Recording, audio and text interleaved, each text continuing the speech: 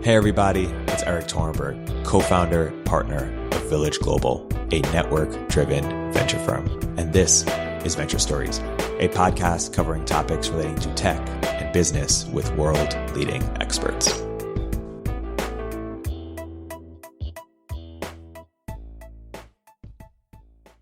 Hey everybody, welcome to another episode of Venture Stories by Village Global. I'm here today with two very special guests, Andy Chen of Cotu and Jose Guardado, founder of a new company in the talent space. You guys are both the best talent experts I know and my go-to for many talent topics. So I'm thrilled to have you both on the podcast. Thank you both for coming on. Awesome. Thanks for having us. So why don't we zoom out a little bit? I want to talk about the evolution of VC talent landscape, and it also provides an introduction a little bit. Andy, you spent, 8 years at Kleiner? I did 8 years at Kleiner, yeah. 8 years at Kleiner. Jose, you were at Andreessen Horowitz, you were at YC.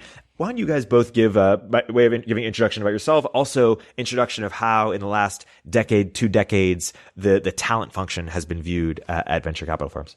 So in the 16 plus years that I've been doing recruiting, VC talent has gone from sort of a nascent and non-existent force in the market to a very prevalent and now ubiquitous concept within VC firms. Andy was sort of one of the first talent partners that I'd ever met, and this is now almost 10 years ago. What he did, I think, in many ways was emulated across lots of different VC firms in terms of providing counsel to founders, building a network that's beneficial to the firm, and ultimately making impactful hires across the portfolio. Yeah, my background is a bit unusual, and standing here today as an investor working backwards, I was a talent partner at Kleiner for 8 years, and before that I was in CIA for 2 years. Long story there. Not in recruiting. We won't talk about that. And then before that, I was at Riviera Partners as one of the early employees as a recruiter there, and I managed the engineering recruiting practice. And then prior to that, I was an engineer. And so everywhere I've gone from engineering to recruiting to weapons analyst to talent partner, now to investor. And it's safe to say that in that first year of every single role, I didn't know what I was doing. And so to answer your question, when I went to Kleiner in that first year, I had no idea what this industry was like, quite frankly, because it wasn't really invented yet. The person who hired me, who's probably the best talent person I've ever met, Jill DeBobany, she was truly the first hired into industry. In I think 1999, both Sequoia and Kleiner hired a talent partner. And it was just her, and then for a long time, and then she hired Jordan Ormond, and then I joined. And so at the time, the charter was to build out our talent strategy. And along the way, we founded what was called the Kleiner Fellows Program, the KPCB Fellows Program, which helped bring university students into kind of Silicon Valley. And then along the way, in the 8 years, we oversaw about 1,000 searches across the portfolio. So it's, to answer the question, we didn't really know what we were doing, but we did what was right. We listened to our customers, who were our founders. And from there, we learned that they needed counsel around executive hiring. They needed kind of recruiting strategy help. They needed, comp advice as well, too, which was a big part of that. And so we kind of figured it out along the way. Yeah. And I'm curious to talk more about how the function of talent partners or recruiters at venture firms have changed, we're in 2020 now. What did it look like in 2010? But more so, I also just want to talk about how the craft of recruiting itself has evolved, and what have we learned, from 2010 to 2020 to even back before then? Yeah. 2010, I think you were starting to see the advent of heads of talent popping up at startups at B and even A rounds. Prior to that, I think it was far more piecemeal. You had a very fragmented market of sort of third-party vendors, executive search, and then bifurcated down to the sort of contingency stuff. Nowadays, it's sort of common practice for a company. If you've raised a Series A, you have 10 plus technical hires to make, you go get a first recruiter, and a lot of companies will call that a head of talent. And so I think that title is sort of used very loosely. But the value proposition is a lot clearer today. Even if you just have somebody in there who doesn't drop the ball with candidates and allows you to kind of move people through the process consistently, that is such a value add for the amount of money that a company is paying a recruiter that I think most founders very easily make that choice. I think you also have VC talent partners that are advocating that strategy as opposed to sort of trying to do it yourself. And, nobody likes paying lots of money to agencies. And so, being able to have that capability in-house is beneficial for a lot of companies, even at earlier stages than it used to be. There's a common theme that people say in regards to company building that people matter the most. That's what really drives a company forward. And I argue that's very true. But I didn't really experience it until probably my second year at Kleiner. Two instances. One was an entrepreneur named Mike McHugh, who founded Flipboard. His first hire was a recruiter. And that person recruited the co-founder to the company. Wow. I thought that was a very bold move, very prescient at the time. The second one was when a guy named Jose was brought into a company called Nest very early, I think sub 25 employees. And I thought that was a little bit unusual as well, too. Back then, you didn't see recruiting become a thing within the company as a standalone function until much later, until there are 50 to 100 to 150 people. And I think it was this mind shift, this shift in the mindset around if people matter the most, I need to really invest in that. I need to bring someone in to help me recruit. Because if I'm going to spend 50% of my time recruiting, I need to make sure it's well leveraged and that we have a really good process, we have a good candidate experience, we have the right funnel itself. And a lot of companies didn't do that. Two, I think it was also a competitive market, right? And things became very, very competitive amongst companies. And in order to stand out, you really need to invest in recruiting and talent internally at the company. And it's not just sourcing profiles, because I think a lot of times that is sort of conflated with what recruiting is top of funnel. And it's absolutely, to Andy's point, candidate experience, right? Anybody who is good enough to be hired at, Series B Startup X is good enough to be hired at Google and Facebook, and they pay a lot more. And so why should someone choose this company? And so running a flawless recruiting process is one of the things that you can control in hiring where, it's rife with uncertainty. And so it has sort of matured as a discipline in startups. I think you've had individuals who have matured as leaders alongside of it. And nowadays you have, potentially hundreds of people who have been through the hyperscale phase as a recruiting leader. Whereas, 5-10 years ago, you could count these people on two hands. Yeah.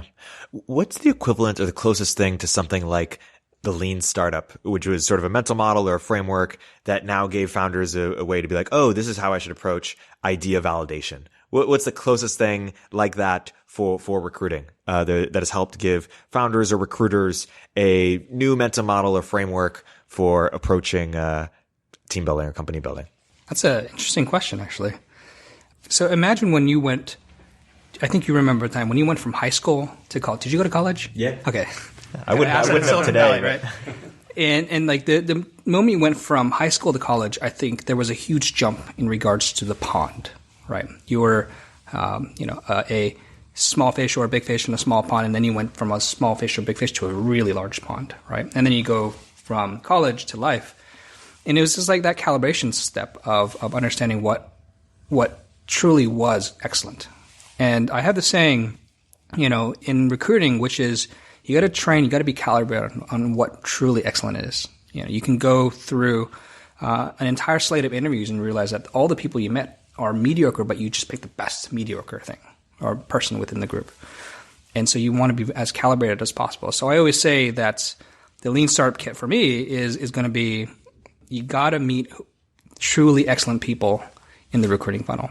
And it's really important to be calibrated on that as fast as possible, because it's more important to meet one truly exceptional head of product, head of engineering, head of sales, head of marketing, than it is to meet, I would say, 100 good ones, because you really understand what really excellent is. Yeah. I would say that there is no direct analogy to the lean startup. The most comprehensive guide that I've seen is what Holloway just produced on technical recruiting and hiring. That's a 300-page document, not exactly lean. What I would say is that a lot of this advice, VCs have sort of found that this has market value, and that's why they hire talent partners to impart this advice, because sometimes it's very anecdotal. Other times you sort of take a broad sample and try to come up with the best sort of composite idea. But, like questions like compensation, questions like when is the right time to bring in an executive, there isn't necessarily one right answer. And so seeing lots and lots of examples of this, enables a VC talent partner or, someone in the industry to sort of give credible advice. There's no one neat, tidy place to get all of this information in one place. I think a lot of the VCs now have also turned to content marketing as a way to bolster their audience and sort of become more credible as thought leaders. And so you'll find, an interesting blog post here and there. But every VC is going to have their own talent playbook. Every VC is going to have their own sort of voice that they're trying to achieve in the market. And so there is no sort of Bible on the talent space the way I would refer to lean startup. Yeah.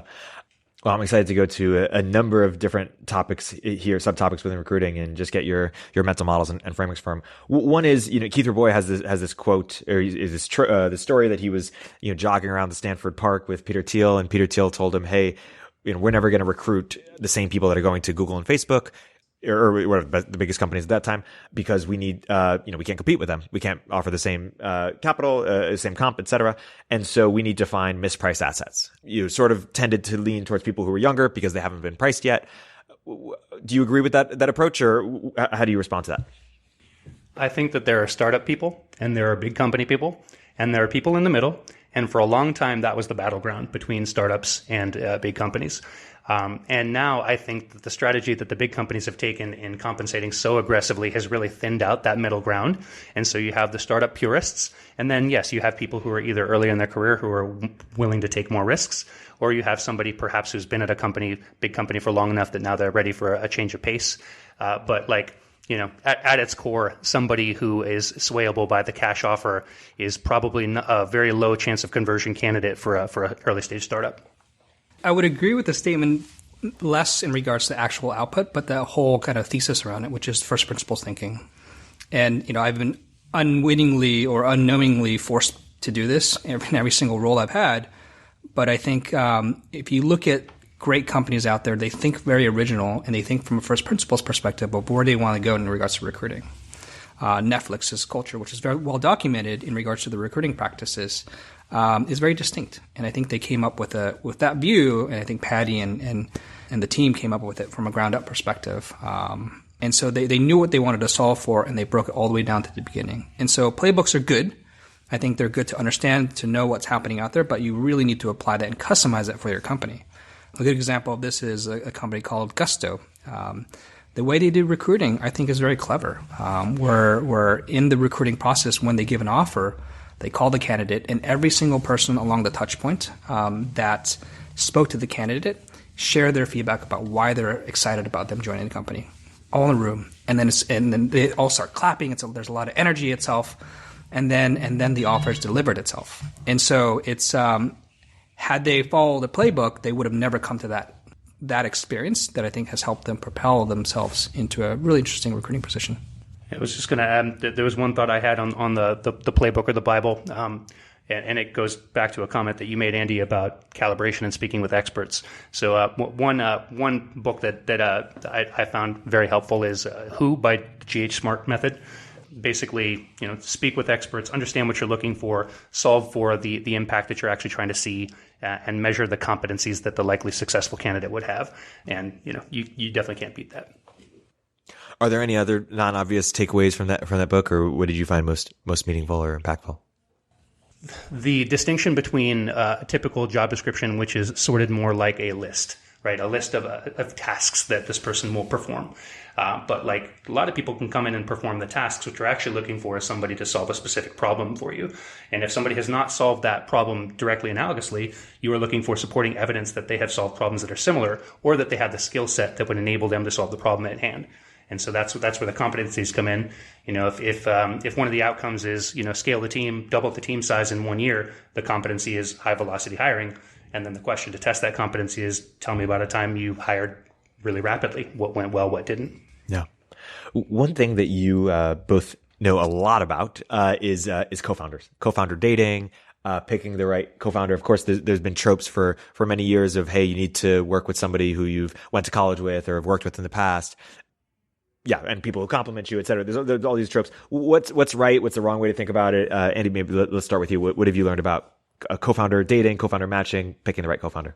In picking a co-founder, a lot of people choose what's in front of them.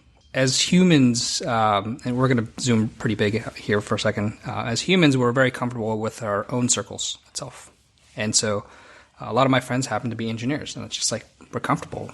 Love to play board games together, love to... My group of friends and colleagues are a defined circle itself. And so when you look to find a co-founder, you generally want to have different skills. And to find different skills, you need to look outside of your comfort zone. Most people look within their comfort zone. And so that's why you have a lot of similar skills in some founding teams. And what happens is that you come into disagreements over who's responsible for what. because in an early team, you need to have separation of skill. And I think there's a book called The Founder's Dilemma that goes into this, written by a Harvard professor. And he did a study amongst, I think it's like 2,000 founders, and what was the main cause of breakup. And one of the reasons was separation of skill. People wanted to do another person's job, or you didn't have the skill, and so you're like trying to find what to do. And, oh, you should do this. Well, I don't want to do that. And so it's important to really think about what are the skills you need for the company that you want to build. And then even beyond that, like for the company you want to build, and what if it changes? How does the whole team react to that? And to have a very sober conversation about that, because in the early stages of a company, a lot's going to change itself. And so that is a good analogy for people who are coworkers, who've worked in a team in different roles, right? You've gone through this exercise of working on projects that are maybe scrapped or changed, and you're used to that skill and you're used to that communication itself. And so that's why they say coworkers make really good co-founders itself, coworkers in different skills, because you've gone through the gauntlet of having tough conversations, separating skills, prioritizing, versus people who are not coworkers itself, people who are perhaps strangers. Yeah, I would say that the concept of co-founder dating is an elusive one, because a co-founder, I mean, that is a very high level of commitment. You are essentially getting married to that person, and like unless you get a quick acquisition offer, you're essentially committing to building a company with this person for 5 to maybe 15 years. That's a lot of time to spend with someone. There's going to be a lot of uncertainty. And to Andy's point, there are some very typical things that can derail a co-founder relationship. Division of labor, obviously. But another one is maybe non-equitable equity grants to co-founders. If one person's got 51% of the company and someone else has 17%, that can lead to disputes. I think, hiring and the ability to hire is also one of the most important traits of a founder. And so a founder who cannot recruit a co-founder doesn't give me a lot of confidence that they're going to be able to recruit a VP of sales, head of engineering. And so the first test of a founder in many ways is, can you find that co-founder? If you've worked with them before and they're a coworker and you know how to work together, well, that's fantastic. And investors love that because there's synergy and there's trust already between the founding team. But in the absence of that, you have to kind of strike gold. It's like The Bachelorette, finding somebody who's your soulmate, in a sort of speed dating scenario. Jose, so some people have asked me this, which is like, where do I look? Is there a meetup for co-founders? And soft plug for On Deck itself and the fellowship. But how would you answer that? There isn't really. There have been various efforts over the years to try to create that. But I think that, you miss some of the fundamental problems, which is like, why is somebody there in the first place and not able to sort of find a co-collaborator? And I think you also are sort of running the gamut of, finding people who have complementary skill sets, but also have complementary timing, complementary personalities, complementary, work drives, what have you. And so finding all of these things in the right person at the right time in the exact right space, I think is very difficult. But, I think places like universities, places like academy companies are natural environments for this to happen because people are connecting organically, collaborating organically on projects. But when you try to simulate that, I think you run into some of those issues of like, what are people's motivations in the first place? Why are they here? And like, why is this the special connection? I've now helped a number of people find co-founders, and the most successful ones approach it like a recruiting funnel. It sounds terrible, but they dating have, or they approach it like a recruiting funnel where you have a list of people that you want to go towards, and you meet them and you put them through an interview process itself. And I think there's this link from someone who posted the essential questions to ask while co-founder dating. I think Gloria Lynn posted this, and it was very thoughtful. It basically chronicled her journey to finding a co-founder and the questions that she would ask itself.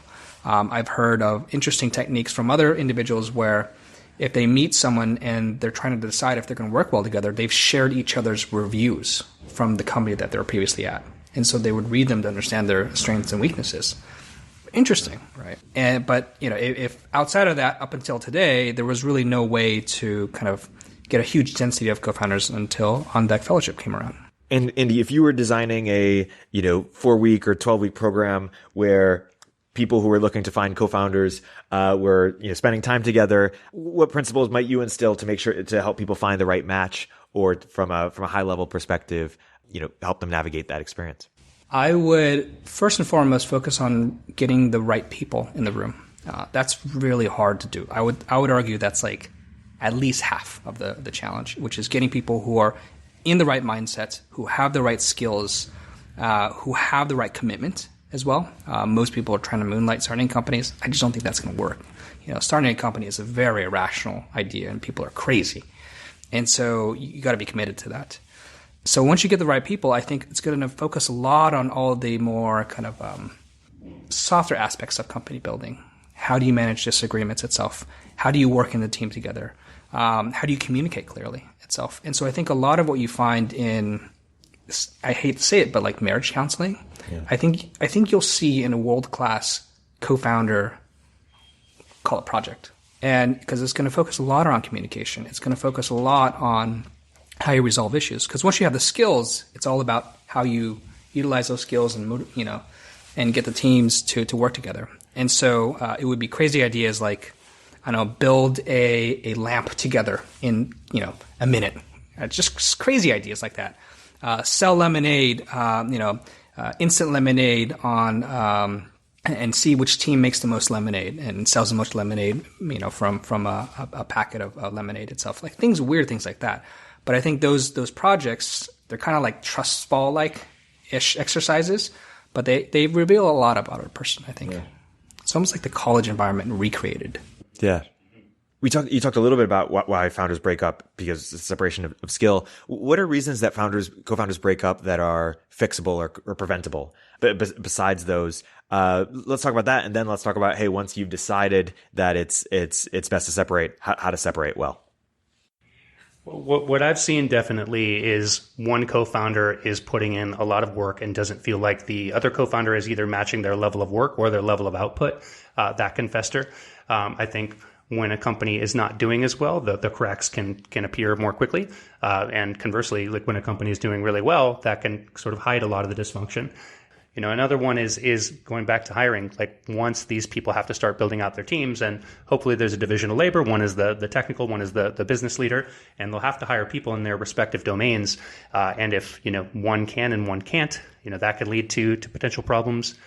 I think certainly lack of clarity around fundraising, lack of clarity around customers, all that stuff can lead to issues down the line. You asked the question of how do you separate as founders? I wish there was an elegant way to talk about this. Having seen quite a few now, I would definitely, the one recommendation I would say is like get outside counsel. Yeah. Talk about the problems and find someone you trust that can mediate to help kind of dig through some of these meaty questions. And the outcome could be, hey, this is just not going to work out. Or hopefully the outcome could be, hey, we haven't approached it this way, and you kind of helped us kind of discover this, and we're thankful for it. We're going to give it a shot, right? And I think founders try to see the founder unit as this closed nucleus where all those problems are and challenges and struggles are internally focused. And while that's generally true, I think it's important to have someone also kind of come in and help, right? And evolve that relationship. And so I say get counsel early. There's a number of coaches that can help. There's help founders, and I think getting on that earlier on has been very helpful for companies. And there should be someone other than a board member is what I hear you saying. And having experienced a situation where the board member was used as the mediator, that mediator can kind of end up choosing a side, and then one co-founder ends up on the short end. Yeah, I would highly recommend not having a board member as a mediator. Yeah. This is someone neutral, someone third party, someone who's an outsider to the company itself, but who can help mediate those discussions itself. Yeah. So Jose, you were at YC. You saw hundreds of startups during that time. Jessica Livingston is famous for saying, I don't know if you said something like, the biggest reason startups fail is co-founder breakup, or some version of that.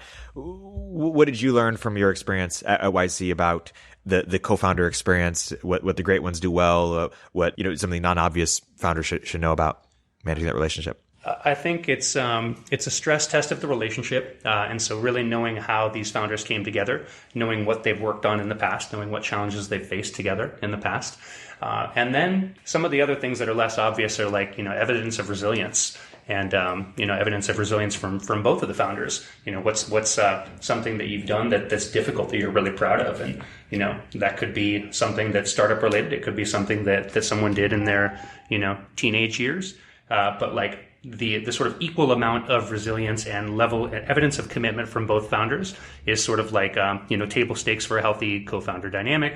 I mean, I think going back to the equity split, seeing more equitable sharing of the option pool amongst founders is correlated with higher outcomes in companies, whereas the more skewed cap tables correlate to poorer outcomes.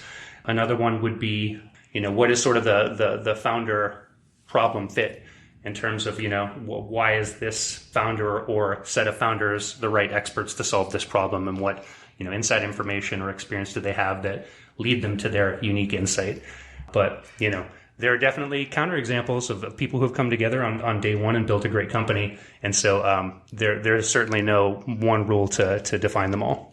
Is it pretty similar to relationships in that there's sometimes it's opposites attract, sometimes it's people who are just like each other. There's no sort of science to the right personality co-founder fit, and it's more about, I guess, the skills and values alignment? Or how do you think about that? I think that's probably fair to say. It's just such a mixed bag. I think one of the indicators that is sort of a tell early on is like, do the founders like talk over each other? Do they have respect for one another? Do they sort of understand each other's rhythm and let themselves finish? And can they pitch well as a team? And again, correlation between positive and negative for those who do or don't. Yeah, I was going to ask, when do you look at a team and say, they're probably not going to make it? And it's what you're sort of getting at that idea is, I feel like people have contempt for when they don't let them finish, or when they sort of roll their eyes. And that's actually, I think, what John Gottman, the relationship coach, says that's sort of one of the deadliest thing in a romantic relationship as well. Oh yeah, resentment. Crossing that bridge is hard to get back over. Yeah. Totally. It is funny. I mean, there is sort of a one-to-one, it seems, sort of, similarity between co-founder relationships and romantic relationships, except for, of course, the romantic chemistry portion of the thing. Is there anything else that's radically different, you'd say, or not helpful in terms of, transporting? One idea I have is that you have to change and evolve over the course of the company, right? And what works at the early stages is not necessarily what's going to work, to double revenue or to go get a growth round. And so, both founders, or all three founders, or whatever number you have to be willing to change and have to be capable of changing at a reasonably similar clip. Yeah. And what do you advise? There's often this, the one founder who doesn't make it, who doesn't scale with the company. Is that, if someone has a sense of that early on, is that okay? What do you advise, co-founders who are going through that experience for how to do that well when you get a sense, hey, this person's going to be good from 0 to 1, but not from 1 to 100. And thus, I'll probably have them for a year and maybe the transition. Well, if you don't try to help give the tools necessary for this person to succeed, then what kind of commitment is that? Yeah. Right. And so we're all babies at one point in time. We all come into this earth with very little skills, and we're built up over time. And it's really about the rate of learning and the willingness to learn as well too, and the tools to learn.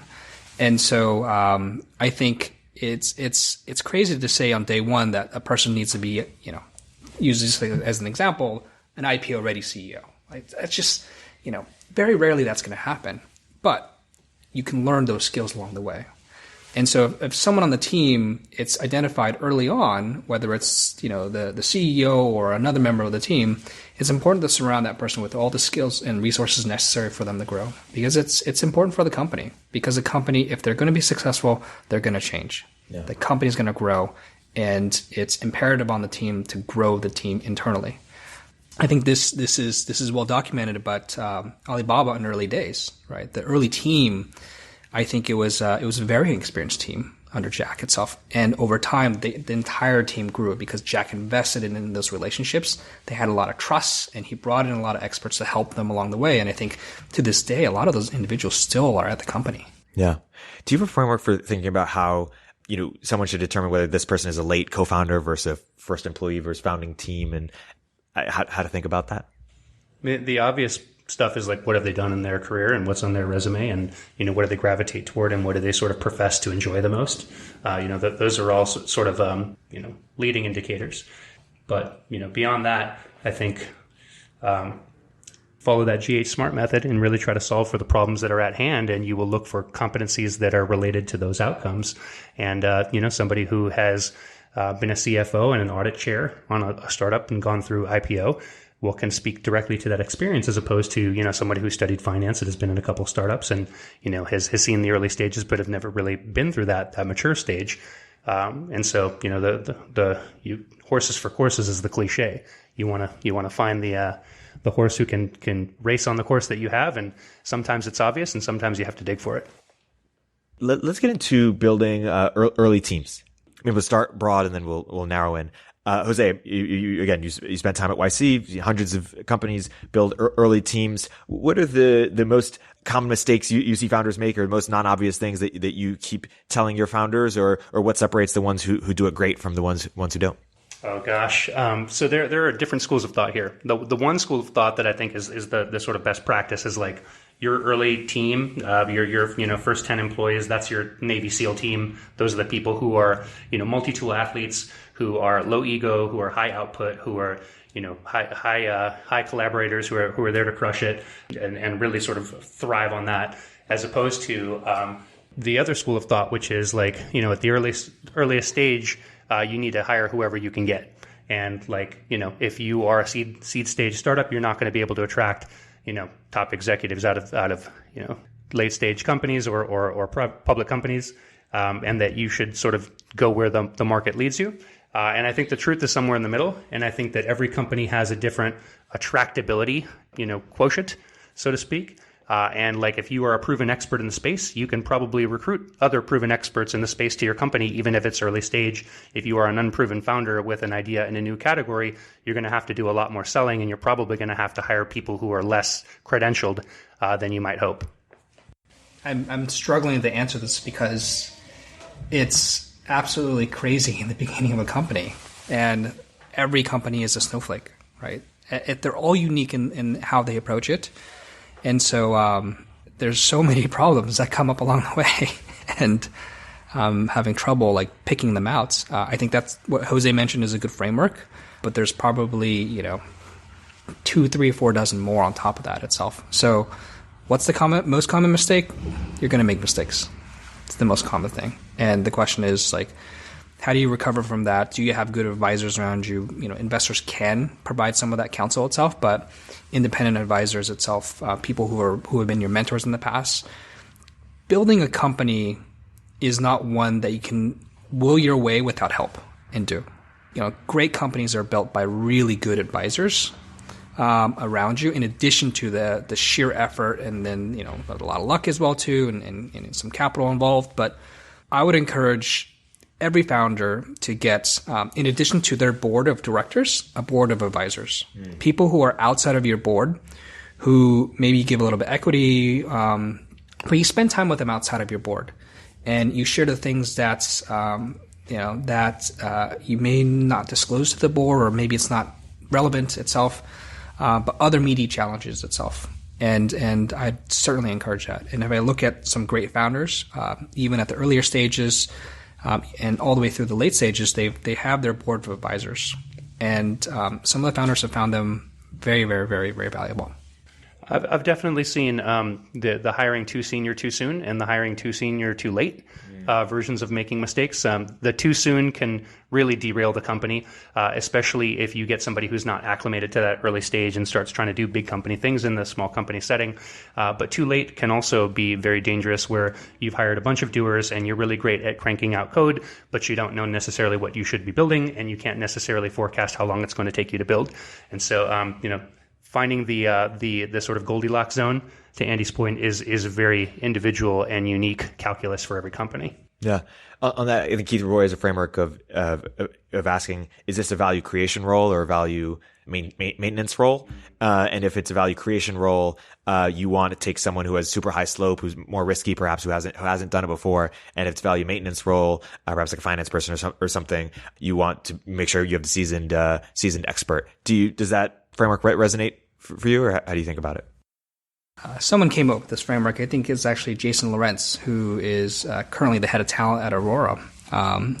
He came up with the phase of every company has what's called a exploring, storming, and norming. Kind of forming, storming, norming, and performing. There you go. That's what it is. And each company has its different phase, and you need a separate team for it itself. And so I think that follows a little bit of Keith's kind of observations around phases of the company and the people that you need for those itself. Another cliche I've heard is pirates and navy. Sometimes you need pirates and sometimes you need a navy. Totally. And navy people don't want to be on a pirate ship and vice versa. Yeah. That makes sense. Talk more about the forming, norming. How do you pronounce it? It's forming, storming, norming, and performing. Okay. Can you unpack it? Forming is like you've got this kernel of an idea and you have to sell people on this idea and its potential. And there's not a lot of evidence that the potential could exist. Yeah. And so that attracts people who are idealists who want to form something and be part of this formative stage. Storming is like, okay, you've got some traction. Now you need to fulfill this demand for customers. Yeah. Now you need to figure out how to go on high velocity across all vectors. Norming is like, okay, now you've got some market share. You might even be the leader in your market. Now you need to standardize. Now you need to figure out how to reduce variables in delivery and reduce variables in quality. And so you're setting up all these sort of controls and protocols. And then performing is like, you're a market leader and you're either trying to maintain or like, slightly improve your position in the market. I think the sort of insight is that, people who thrive in each of these settings are different and are motivated and wired differently. And so, seeking the right people out at the right stage is sort of what you're trying to do. As the company scales, how do you think about what's your framework for thinking about promoting people from within the company, from bringing people externally? When's the right time to do either of those, or what's your framework for thinking about it? So the truth is somewhere in the middle, right? You have to do both. You have to provide an upward mobility for your internal employees to get them to be engaged and to sort of see their future with the company. At the same time, like sometimes you need specific expertise. I use the example of an audit chair. If you haven't been an audit chair before, like that's a lot to ramp up on in your first role. And so you have to be able to do both. And hiring externally is risky. You may alienate people in the company while you're up-leveling the skill in the company. And then promoting someone internally is risky. Perhaps this person crashes and burns and you've just prolonged the starting point for your executive search by another 6 months. And so, no one size fits all here. But I think, you can't expect someone to jump several levels at once, right? If they're managing a 10-person team and now you want them to go and manage, 3 teams of 10 through one layer, that's a big jump in responsibility. Maybe there's a shade of gray in the middle that you can hit before going all the way there.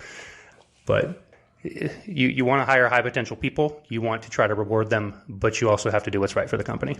Yeah, I'd be curious to see if anyone has a framework out there. There's so many different variables that you need to account for in making that decision, from what kind of hires you're bringing on, what the product is, what the market's like in regards to hiring itself, capital you have, timeline that you have, the brand of the company. So there's a lot of different things that go into making that decision. And like Jose mentioned, it's just so unique for every company. But I'd be curious. And so if anyone out there has a good framework, please send it in, because I'd love to read it. Eric would love to read it. Jose would love to read it. All the readers would love to read it, because it's definitely a problem that every company has to go through. I would say the outcome of like the talent that comes in as a senior software engineer and then becomes a manager and then director and then a VP and then a CTO, like that's so rare. That is like the top 1% of people that actually that happens to. And so, you may get that person and you should clear the promotion path for them to become an executive in your company. But like statistically speaking, you probably don't have that person internally. And so, every company that matters has gone out and hired executives externally at some point, and it's uncomfortable and there are a million things that can go wrong. But if you can't do that, you can't grow your company. And so you absolutely can't ignore the internal population, but there comes a point, and hopefully your company is lucky enough to get to the point where you really do need that expert. And there's no replacement for that expertise. I can't think of a single company that is 100% internally promoted. I'm curious to hear more about the concrete differences between the first 10, 20, 30 employees and then as you scale up in terms of how you approach hiring. So one question, but if you have other concrete differences, I want to hear them. when are you more on the side of hire fast, fire fast, or the opposite of that, hire much slower? And how does that change as you evolve? I think for the first 10 employees, you really can't do hire fast because they're so impactful. It'll take a long time to unwind any negative impacts that somebody's had. I think that much like executive search, you need to approach those first 10 hires very deliberately and with a lot of referencing, a lot of back channel. And if you can get these people through a trusted network where, somebody that you think highly of thinks highly of them, even better. But, oftentimes that's not the case. I think that you also are finding people who are willing to take less in salary at that stage and are going to be more wired to take equity. And so that's a sort of, self-select out for a lot of people right there. If you are not willing to sort of come in, under the, industry average salary mark while being, sub-employee 10 of the company, you're doing it wrong. You're looking for the wrong thing. I think that's very telling, by the way. And I've had founders push back and be like, I got to give this person this crazy salary for the first or second or third, fourth hire. I'm like, yeah, but pushing back on that individual in regards to the compensation piece tells you so much about their commitment to the company. It's a very tough decision to make, but I think the good founders realized the right decision, which is you got to get people who are bought into the company, who will be there for the long term, who are not there for the comp, outside of what is necessary itself. Like we live in an expensive area here in the Bay Area, but you got to get people who are committed to building this almost through all the ups and downs itself. And I think comp is an interesting way in the early days of doing that. When you're much larger, it's a very different discussion itself. But in the early days, like Jose said, you got to take your time. You got to really spend the time to minimize those bad hires because they're very, very tough for the company to recover from, and to really test, the commitment of these individuals. And I think a part of that comes in the form of comp, where if the company does well, you're rewarded very well through equity. And that's a very, very important point. I think hire fast, fire fast can work at the storming stage where you're trying to hire 25 sales reps or customer service agents, and you need to sort of, err on the side of velocity. But in the first 10 employees of the company, chances are those are not salespeople. Chances are that's technical staff. And I think, you just have to be a little bit more deliberate with those hires. And the cliche goes, A players hire A players and B players hire C players. Yeah. Say more about comp, because there's some people said, I think Sam Altman said that employees should get much more equity than they do. We see founders get 50x, more the upside that their first employees do, and sometimes it's not even that de-risked since they joined. What's your approach to first time employee comp? I'm inclined to agree with what Sam said in that anybody who's come in as employee number 5, employee number 7, they're essentially taking a similar level of risk to the founder, and they have a fraction of the amount of equity. And of course, they're going to have multiples more than people who come in as employee 25 or 50. But people who are coming in at that stage aren't taking the same level of risk.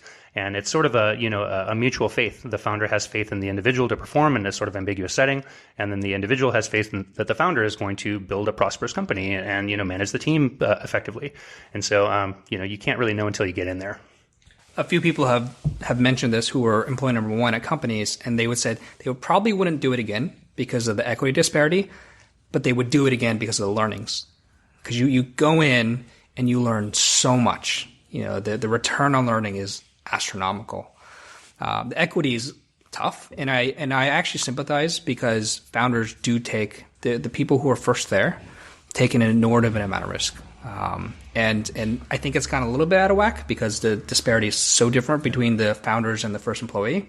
But I do believe there should be a fair amount of distance between the two because founders, again, at the end of the day, if the company doesn't work out, it's really on the early team and the founding team to carry that weight. Yeah. And it's a subtle difference, but it's a very, very important difference. Founders pave the ways. Here's an example, actually, of a gray area, and this is actually a Village Global company that I'm working with. Founder's been at it for a year, significant traction. They're trying to bring in someone fairly senior, and they're working with me to find this person. This person is an executive level person that they're bringing in, and they have a very clear idea of what they want them to do, but this founder is not regarding this person as a co-founder. Like they've been at it for a year, they've got traction. He feels like there's too much progress to assign that co-founder label to someone else coming in. This person may end up getting single-digit equity, percentage points in the company, but will not be considered a co-founder. Like, should this person be considered a co-founder if they come in as the most credible and experienced person in the company? Some may say yes, some may say no. What do you say? I think it's pretty close to a co-founder, especially if you are pre-institutional funding, and especially if this person is going to add credibility to enable you to obtain institutional funding. I think you got to kind of consider that. Yeah, it's funny. I saw a similar situation, but almost reversed, where the founder had made no progress on the product or the customer, but had raised $3 million. And, a month ago or a month before raising was thinking about equal co-founder. And then after 3 million was thinking, more like 1% to 2%. I'm like, besides raising money, and you already knew that a month ago, they said they would invest. Now you got the money in the bank, but you haven't de-risked anything else. Yeah. He ended up giving 10%, which is closer, but, and they came on board. I want to talk about comp more broadly because it's a very complicated topic. Well, actually, first, do you benchmark for option pools or first employee or things that founders should be thinking about that you want to see or recommend? So different, right? 2 co-founders, 6 co-founders, 1 co-founder, like that option pool is already, like light years different, right? How many people do you need to hire? Like, what do you need to prove before you can get your first round of funding? Like, all of these variables will affect kind of how you have to think about that. Yeah. So no set the first 10 employees should take X amount of equity, or?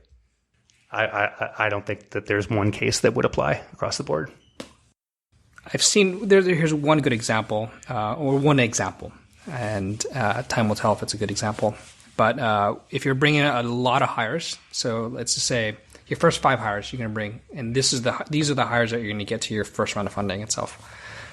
If you're going to bring them in within a short period of time, and the roles are all going to be fairly ambiguous, but some specialized, but broadly speaking, maybe you should give them all the same equity.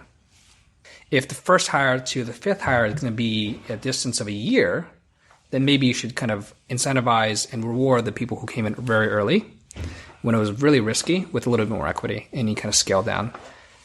There's a lot of different frameworks out there. I think it's good, again, you can hear me say this, like think about the first principles. What are you trying to optimize for? What are the constraints that you have? And then work backward from that. What I've seen, the mentality that I've encountered a lot in the market from founders is like the equity offer should be as little as we can get away with, right? And if the candidate doesn't know what they're doing, that means give them 5,000 shares. 5,000 is a lot, and like hope that they accept it. And I think that that breaks down really quickly, and it's also leads to problems down the line when you're looking at your sort of overall company compensation scenario and trying to find patterns and levels and fairness. It's a lot of mess to clean up. There are times in meetings where I'm meeting an early stage company and I would just ask outright to the founding team, so what's the equity split? And it's very interesting to see how they answer that question, how they react to that question. Sometimes they start looking at each other going like, oh, then you kind of know maybe they haven't discussed it or maybe someone's uncomfortable with it. The great teams are just like, this is what it is. And they're all in agreement. This is what it should be. That's when you know it's a very healthy relationship itself. And Michael Seibel said it should be 50% if you sort of started around a similar spot. Or do you sympathize with that or think it should be different? I think unless there's some extenuating circumstance where somebody is clearly the 70% and another person's clearly the 30%, I think if you're embarking upon a very risky and long-term mission with someone, that you want to start that relationship off in the first place. And so, certainly as I'm thinking about the early stages of my company, that's a principle that I'm trying to adhere to. Yeah. I like asking the question, Andy, what's equity split? I also like to look the founder in the eye and ask, what's your net worth? Just kidding. Although sometimes it is helpful to know how long they can bootstrap the company, but it's always an awkward. As the net worth goes up, the willingness to answer goes up. The Mike Bloomberg method. Yes, totally. Let's talk about comp philosophy more broadly. It's a thing that founders don't intuitively understand, especially as the company scales. What do you find? Advice you're giving founders. What mistakes do they make, or non-obvious things do they not fully appreciate? You have to be deliberate, right? Where relative to market are you trying to compensate? Like Uber famously was offering people 75% of market for a long time when they were flying really high, and it was sort of a gut check, right? Do you believe in the equity enough to take under market salary, even for a company with a lot of resources? Conversely, Netflix, for instance, decided they wanted to compensate very aggressively, and that led to them to be more selective in their hiring, and it led to them having this fantastic talent brand. And so I would just say you have to kind of know what your story is and where you want to be, and then that has to be able to then scale across 100 employees, 1,000 employees, and not break down. Yeah, so I mean, there are organizations that spend all their time on this, which is comp philosophy, and every company's philosophy is different because there's a lot of different factors in regards to where they want to comp at and how they want to comp itself, whether it's all cash with a bonus, equity, or entirely equity or entirely cash itself. It also depends on what the market conditions are like in regards to the recruiting market. Right now, we're in a very competitive market. And so you see companies having to compensate on the higher end. Or if they don't decide to do that, the recruiting percentage of successful recruiting candidates is going to go down a lot, right? So are you okay with that itself? Are you okay with having more rejections in the market or less rejections in the market? And it's a very dynamic discussion, which is why there are some really, really good people out there that do this. There was a former recruiting leader from Stripe who would tell me that they don't want to be closing 90% of their offers. If they're closing 90% of their offers, they're offering too much. And like the truth and the sort of market evidence for it is somewhere below that. And I know having worked at Google doesn't close 100% of their offers. They have a percentage that they shoot for, and that's adjusted year by year. Yeah. What's the percentage should you be hitting? I think anywhere between, I think 75% is like where I would like to hit. But, for an early stage startup, anywhere between 50 and 75% I think is pretty good. I think that there's also a big variable here in terms of when you release the offer. Like, I got this from Dan Portillo. A lot of companies make offers when they're ready to make offers as opposed to when the candidate is ready to receive the offer. And managing that last bit can be the difference between closing 75%, 100%, 50% of your offers, just extending or not extending based on your faith that candidate will convert and accept the offer. Well, you mentioned Dan Portillo, formerly Greylock, now Sweat Equity. Are there any other immediate lessons that come to mind in terms of what you've picked up from him along the way? Yeah. He's full of great stuff. I mean, I think just the very notion of sweat equity that talent can be this differentiator that ultimately you can invest in and actually use your shares for. That's kind of a concept that not a lot of other people would have gravitated toward. Yeah. And so I think he's moved the market in a positive direction with sweat equity. Totally. We'll come back to that a bit. Zach Cantor had this tweet: "Startup comp is simple. Either become the best of the world at identifying mispriced assets, or convince incredible people to work for less, or pay top of market." Or build a mediocre team. And everyone thinks they're doing the first or second. Nearly everyone is doing the third or fourth. Does that resonate with you guys? Very provocative statement.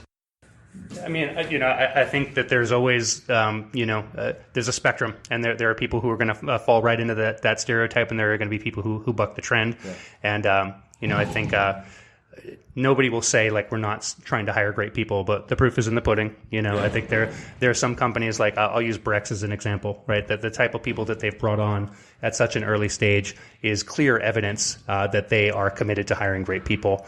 And so like nothing speaks louder than that. Yeah. Andy, when we talk about hiring the first person in talent, what to look for, how to interview for it? So Jose is a good example because he was at Google at the time, and then I recruited him to a company called Nebula at the time. And Jose's story is actually quite unique. He didn't come from recruiting.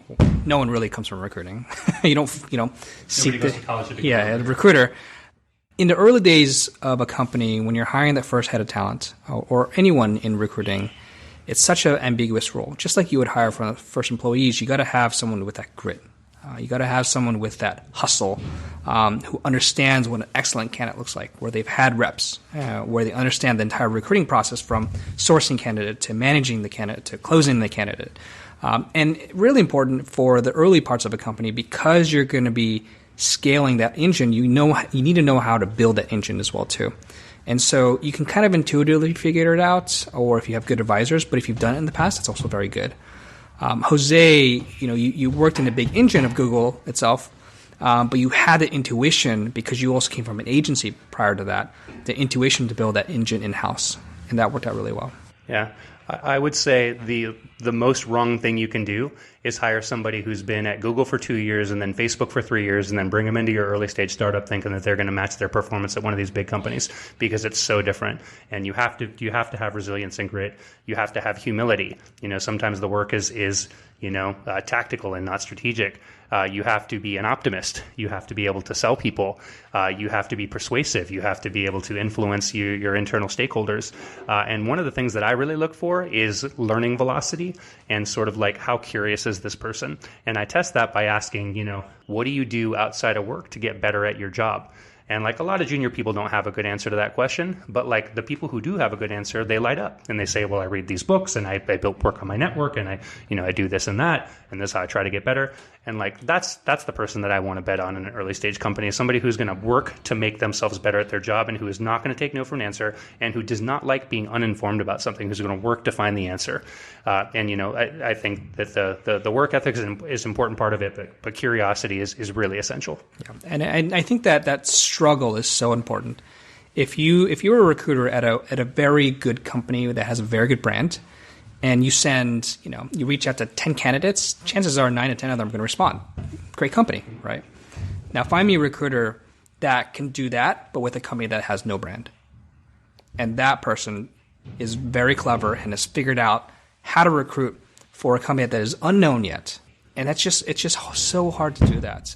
A lot of people gravitate towards these brand name recruiters or people who are recruiting at these brand name companies, but the reality is like they haven't struggled yet, right? They haven't struggled to recruit candidates. They haven't had to compete with a 50% percentile offer, because they've been giving offers at the 75th and 90th percentile. Like they were offering, they were giving caviar and selling caviar, and you have this other recruiter who's selling, a hamburger and hot dog that's like kind of cold. And, if that person can sell that well, then you have someone very special, and you got to find that struggle. I would also say go right at them and ask about their experience sourcing.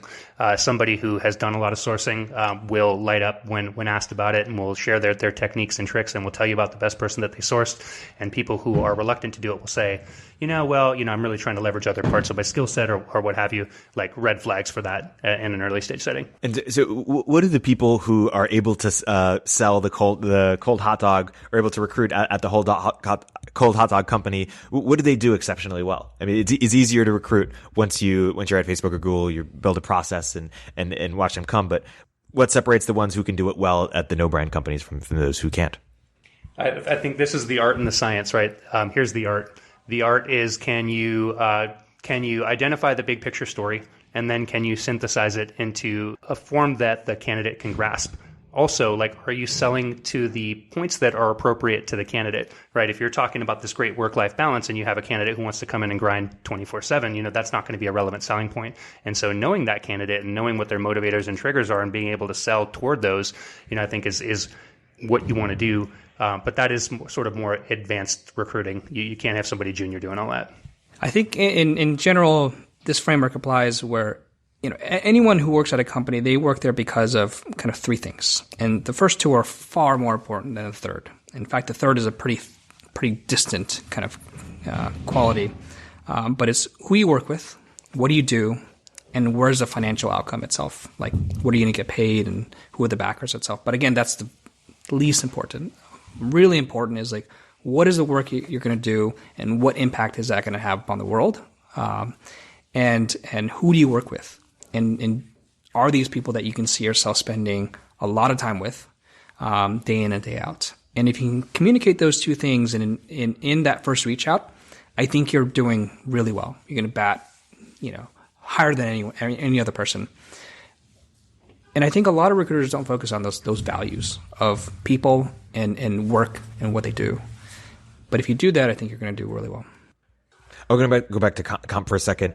How do you think about the different models of equity in terms of should people get the same versus early hires get more versus what happens when someone has a cash need like mortgage or childcare, and how do you reconcile that in equity? I mean, I think you want to stick to your plan as much as possible, and if there are going to be exceptions always, but you're setting precedent with exceptions, right? And is it a precedent that you can tolerate and that you can go back to and revisit and feel good about in the future? Is what you kind of have to ask yourself. And every candidate has financial need of some kind, right? And so at some point it becomes less about what that individual candidate needs and more about what the company can provide and wants to be on record for as providing going into the future.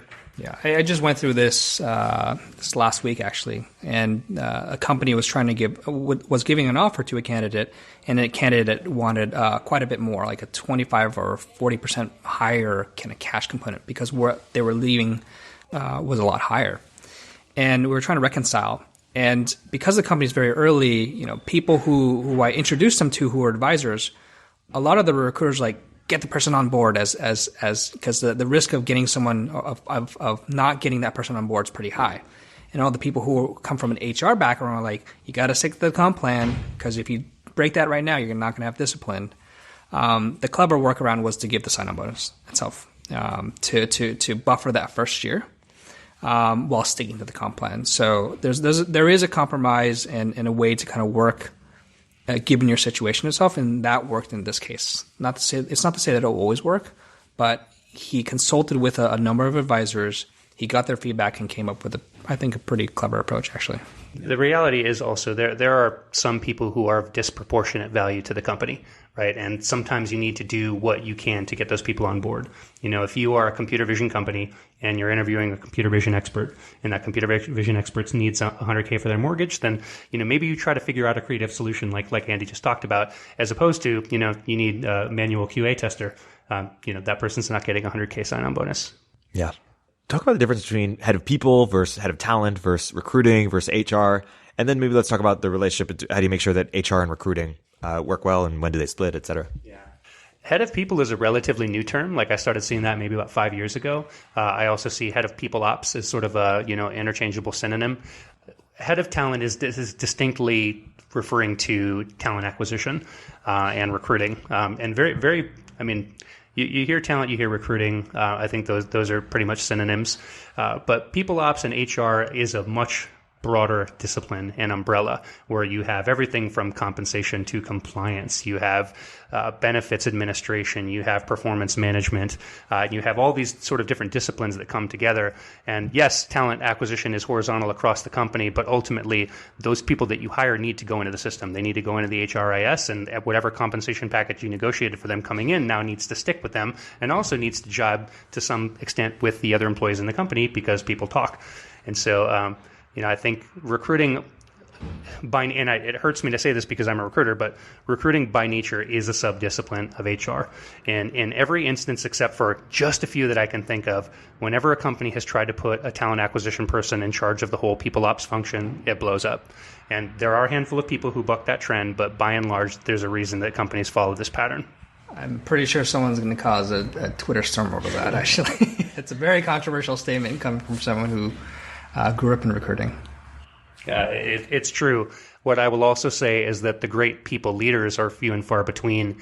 And like me personally, if I was the head of recruiting choosing a company to go to, what I would be looking for is this HR leader, is this people leader someone who is focused on what the company can do, or is this person focused on what the employees in the company can't do? And the former is a far more positive person to work under. Unfortunately, the latter, I think, comprises the majority of the market for HR executives. Yeah. Just while we're in the spirit of stirring controversy, are there any disagreements that you think you two have, or different approaches, or different schools of thought in recruiting? And if not you specifically, I'm curious, where in the recruiting space in general are the big debates happening? What are the either different schools on certain ideas, or things that we're still figuring out as a space? Maybe new grad hiring. What do you mean by that? Like, you have a very, very specific perspective on new grad hiring, and I would bet that you are of the mind that a new grad could come in and start making impact right away. I feel like that's a very small percentage of the new grad population, and that most will require a great deal of hand-holding, and that companies, especially early stage companies, don't usually have the operational wherewithal and overhead to handle that. I would actually agree with that. Yeah, I hate to say it, but I agree with you a lot of times. That's why I like you. God damn it. It's in regards to new grad hiring. It's just my belief from that stems from People have so much access to information right now. And so, 20 years ago, going into your first job, all the data that you had, all the learnings that you had were from university and like the life that you kind of lived up until then. Now you have so much available online. So much, so many courses. You got Wikipedia, you got Coursera, you got Udacity, you've got N number of kind of resources. And so coming out of college, you're actually pretty well prepared to do a lot of different things. It's not to say that you can jump into a very senior role very quickly. That's very rare. But I think the bar has really risen in regards to new grads, and they're just capable of so much more. And that's just my theory around that. And it's worked out for a number of companies. But, in using an example of Netflix, when they were going from delivering DVDs to streaming, they had to get people who were experts in streaming. The streaming paradigm wasn't even taught in college at the time, right? So they had to go out to experts from other industries to get that inside. And so again, it really depends upon what you're trying to hire for and optimize for. Yeah, you see that in crypto a lot as well. One area that may be somewhat of a debate in the space is automation of recruiting, and to what extent you can buy a tool or a service or build a tool or a service that can automate some portion of the very manual effort of recruiting. Personally, I feel like there hasn't been a tool invented yet that can automate any significant. So there's not portion. A robot called Jose Guardado here that can. I'm working on it. That's what the new company is about. But unfortunately, I have not seen one yet in the market. And I've seen companies that solve one portion of the value chain, but by and large, you still need a human to sort of manage all the loose ends in a recruiting process. And I know that there are a lot of very smart entrepreneurs working to change that. But today, I still have not seen anything that replaces a human with good judgment. So in 50 years, you don't think it's going to be replaced? Recruiters are not going to be there? I wouldn't say that. And I see a lot of interesting things around CRM, but they call it TRM, like talent relationship management. Gem is a good example. Beamery is a good example, where you're thinking about your candidate population as customers and you're doing drip campaigns and nurturing them as opposed to just trying to transact with them. And so I think that's interesting stuff, and I think it can provide a lot of leverage to a sourcer. But the sourcer still has to come up with the content and engage the candidate on the phone and get them through the process. And so the sort of end to end of recruiting, it's like, first, research all the way to closed offer. And like, that's what you hire an executive search firm for, is like to help you scope the role, kick off sourcing and ultimately close the candidate. Or you can go to the beginning and just say, hey, I'm going to use just LinkedIn Recruiter for my sourcing. Or you can say, go even earlier than that and say, I'm just going to use Intello and like let Intello automate the script for me. But that is just one portion of the overall solution. Dang it. I agree with you there. Can't find a disagreement. I guess the analogy is like, in the automation of the workforce, you have robots itself. And some parts of that will be automated away, but you got to have someone to run robots and to program and train it. Same as in recruiting. So I guess we're going to be robots. I want to name an element of the recruiting process and then get your quick mental model or framework for how to think about it in perhaps a non-obvious way. How about sourcing, building a sourcing organization? We mentioned, it's not just LinkedIn, especially if you're not this hot company, you're early, you're starting, maybe you've raised some money. How should companies be thinking about that? I actually heard this from Tito Carrero, who's the head of product and engineering at Segment, but he was a longtime executive at Dropbox. And what he really espoused was the commitment to building out an internal sourcing team and to try to get that to comprise 30% of the overall candidate pipeline. It's hard. You have to hire a lot of people. You have to set up processes, and you have to hold people to those performance standards in order to be able to do it. But what they were shooting for is 1/3 coming through sourcing, 1/3 coming through referral, and then 1/3 coming through other, which could be, the website. It could be people, who they meet at conferences or things like that. But sourcing being such an integral part that a vast portion of company resources need to be dedicated toward it. And I think every company has to contend with that at some point. What Google did in 2010, 2011 was hire Adecco or Manpower to bring them 2,000 sourcers every 6 months, and then they would fire the bottom 50%. But that's not a good strategy for a company like Dropbox, who is trying to retain people and keep them aligned to the mission and be able to sell toward the mission. And so I think it's important to build that out in-house. And to add to that, I would say that I took this analogy from a company that's very well known now. In the beginning of the company, they ran 100 experiments in regards to their pricing. And I think if you apply that analogy to recruiting, think of recruiting as this pie. You got a pie and you got a bunch of slices. And your recruiting approach in the beginning, you kind of want to get a bunch of slices here. You want to try different things from college recruiting, well, maybe not, but as an example, college recruiting, internal referrals, right? Sourcing from job boards, actively reaching out, sourcing from recruiters and agencies itself, doing job postings. And it's important, I think, to try a lot of these different things to kind of figure out where you're going to have the most success, and then commit resources to doubling down on that itself. Yeah, if I'm the head of talent, I think of my job as being the router. And there are lots of different lanes coming into the router. It could be your internal networks. It could be people you source. It could be people who come to the website. But my job as the router is to determine whether or not these lanes are providing viable candidates, and then to route them to the appropriate stakeholders and then move them through the process. And so, as that router, you become a little bit agnostic on the source of candidates. But I think companies who have established quality sourcing capability will say that they have a higher prevalence of quality candidates coming through sourcing channels, because you are getting people who are gainfully employed and you are poaching them or going after them, as opposed to waiting for them to come to you. How about designing an interview process where you can evaluate, and then convince and close candidates? What are the great companies do well, or non-obvious things that are really important to? Yeah, I'll start by saying this. I think one mentality that I encountered a lot in first-time founders is the over-indexing on the evaluation. And it's a two-way street, right? You're interviewing the candidate, but they are interviewing you. To go back to what I said earlier, anybody who's good enough to join your company is good enough to join the companies where they can make a lot more money. And so what is the candidate experience that you are delivering to them? But ultimately, anybody who's good wants to be evaluated in a quality manner. Nobody who's good is going to join a company whose technical team is giving them basic questions. And so you're essentially trying to impress the candidate by showing them that you know how to evaluate someone. But that is, just because they make it through your evaluation doesn't mean that you're going to be able to get them. And so it really is this sort of balanced perspective that I try to promote, which is it's 50% evaluation and 50% courtship. Yeah. And, a lot of the best talent, of course, is passive talent, i.e. gainfully employed elsewhere or doing other things. What's the best advice for making sure you're reaching out to enough passive candidates, or sourcing them, or recruiting them, convincing them, whether they're at FANG companies or elsewhere doing awesome stuff? I think your stats on conversion will tell the story. If you reach out to 100 candidates and you can produce 3 warm leads, that's not very good. And you should try to be adhering to a higher standard. The way Google would run it is very crude, and each sourcer has 100 targets that they're supposed to reach out to every week. But if you're converting 1 out of 2 messages on LinkedIn, or 1 out of 2 messages out from email, then maybe you don't need to reach out to 100 people to get to your target.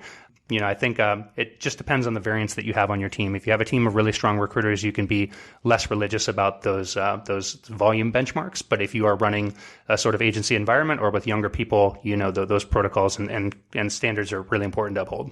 Yeah, I think that you mentioned it a few times, and I believe this as well, which is, dang it, I'm agreeing with you as well, is the 100 to 1, which is you're going to reach out to about 100 cold leads to get 1 hire.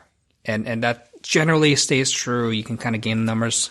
And I think how it works out is of the 100 people, let's say 20 of them reach back out to you and be like, hey, let's chat. Of those 20, maybe 10 will be really interested. Of those 10, half, so now you have 5, will make it through the first interview. Of those 5, maybe 2 or 3, or maybe 2 will make it to an offer stage, and of 1 or 2, you'll give an offer to. So I would say start with 100 to 1 as a good starting point, and then kind of edit and tweak as you go along to see how your conversion is going to be. If your conversion at the very top of the funnel is really low, maybe you should diagnose that, right? Or, which I've seen as well too, very few people focus on this, which is the close. You spend all this time sussing a candidate. You interview them through phone screen. You've sent messages itself. The team's met them. And so you've spent maybe 10 hours spending a candidate.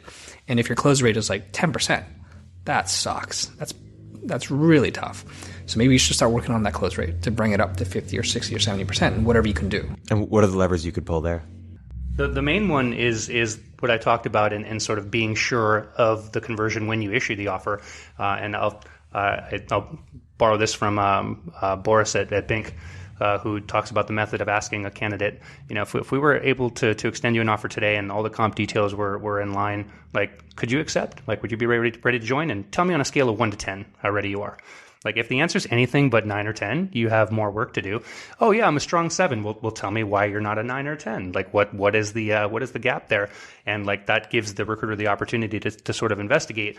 And if you don't do that, you're essentially gambling and hoping that it converts.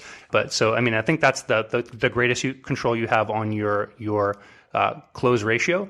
But I think going back to something that you were saying, like success in recruiting is not your offer extend ratio. It is your offer accept ratio at the end of the day.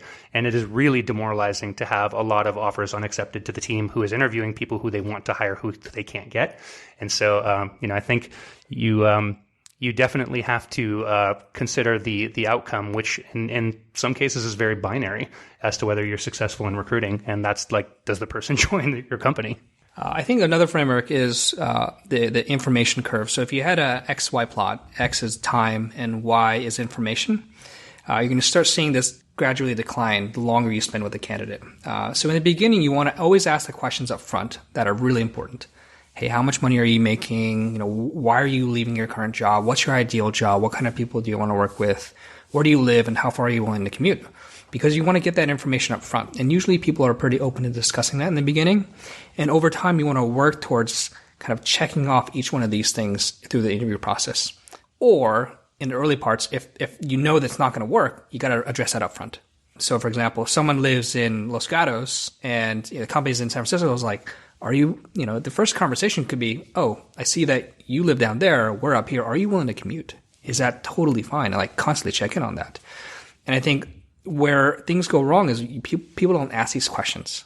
They're afraid or they just forget to ask them. And it's important to ask up front because you're going to get all this information. You're going to write it all down, and throughout the process, reiterate the points that matter to the candidate, assuming it's a good fit. And if you do that, I think your close rate's going to go up. Yeah. And what are other close tactics that you've seen be particularly effective? One, for example, might be leveraging investors. What are some other tactics, or how do you leverage investors most effectively?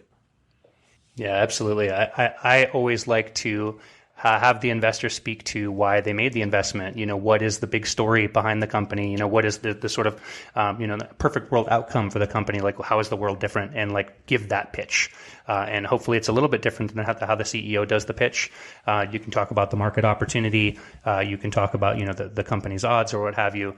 But I think, really just sort of conveying the enthusiasm and also like just the evidence that the investor shows up on the call and can speak on behalf of their company, is willing to do that, shows a level of commitment from the investor. Yeah. As an investor, I think investors can talk about the company in a different light. One, from the perspective of why they invested. But the other perspective is like why they're so excited and how you've seen the team grow, how you've seen the team evolve, how you see other competitors in the space as well too. I think the message lands a bit differently when an investor talks about it, that I've seen work really well. Yeah. One method that I think is underutilized is focusing on the spouse. In most cases, if someone has a domestic partner or a spouse, they are making a decision as a team. And very rarely do I see founders or recruiting firms asking that question, well, how does your husband or wife feel about this? And how do they feel about your commute? Or how do they feel about the pay cut? And ignoring that, it leaves a huge blind spot in your visibility to how easily you can close this person. I've seen very effectively utilized founders taking out the candidate and their spouse to dinner and sort of wooing both of them. I actually have been a candidate and had this done on me, and it was very effective for both me and in getting my wife on board. And so I think that's an often underused method. Yeah, I think in looking at the candidate, you got to always consider where are they getting counsel from, where are they getting advice and feedback from, and spouse is a really key individual. Another one is their references, and so whenever I do a reference on someone, a part of that is to suss the candidate out, but the other part is actually to sell the company. Mm-hmm. Yeah. And so I spend 5-10 minutes on this reference just talking about the company so that they know. I want them to walk out of that call going, this is a cool company, and then to call it reference and be like, or the person that I'm referencing and be like, you got to join this company. Yeah. And so you got to think about all the different individuals that counsel this candidate and making those touch points and having them deliver a message for you. Yeah, I can't tell you how many times I've had a candidate say to me, Well, I think the offer is low because I talked to my friend, and my friend is getting X, right? And that's like one data point, right? Sample size, but it can be highly influential on a candidate. And so, to your point, understanding those inputs and influences is important. Yeah. Quick note, my friend Daniel Gross says the best time to recruit people is when they've just come back from vacation, because they're sort of, in the mood of, Q4 recruiting is the best. Q4, it is a time between, I can't believe I'm sharing my secrets here. It's Thanksgiving to Christmas, because imagine when you're back home, right? All your defenses are down. It is just who you are. You're probably sleeping in the same bed that you grew up in, right? It doesn't even fit you. And then you're sitting around the table, all the families around, they're going to ask you, look, how are things going?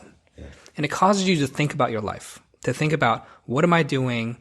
Am I enjoying it? Do I like to work with the people that I work with? And if the answer is no, I can guarantee you that week after, you're going to be like, I'm going to start looking for a job, right? And on top of that, bonuses are usually paid out in Q4. And so you're going to start looking from November to December to make a decision on a job by early January, once the bonus is paid out. Q4 is a great time. So whenever between Thanksgiving and New Year's, when I was in recruiting, I never took a break. I never took time off other than Thanksgiving, but I worked all throughout the holidays because that's when people were meeting. That's when people were thinking about their time and what they were looking to do. And so Q4 is a great time to recruit. Yeah, historically, I remember it in years in agency, the seasonality would always follow the similar pattern, which is you get a huge spike, Q1, and then the busiest months of the year is Q2, and then it kind of dies off in the summer, and then it picks back up with a force in September, October, and then it just tapers off until the first of the year. To your point, that the go-getter recruiters are working a little bit in advance because, an average search process takes 3-4 months to go through. So if you're starting in November, December, you're closing in January, February. And so, keeping that in mind and trying to get ahead of it is important. Yeah. Are there any other earned secrets or pearls of wisdom that are top of mind in your vault that the world would be better off if they knew? We just talked about the seasonality of recruiting. But there's also seasonality of recruiting in regards to the weather. Like, can't tell you how many candidates I've recruited from Seattle. The moment they step off the plane and come to California, they're like, there's sunshine here.